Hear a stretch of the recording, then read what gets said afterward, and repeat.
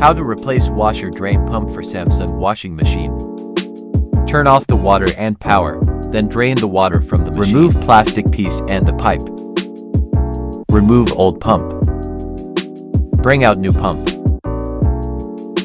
Remove old pump from pipe connector and install the new one. Screw on the new pump to the pipe connector. The tools you will need: connect power to the pump. Install new pump. Connect the pipe to the pipe connector and make sure it's secured and tight.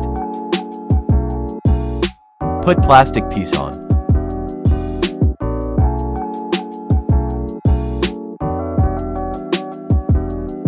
Close it. Test it. Follow.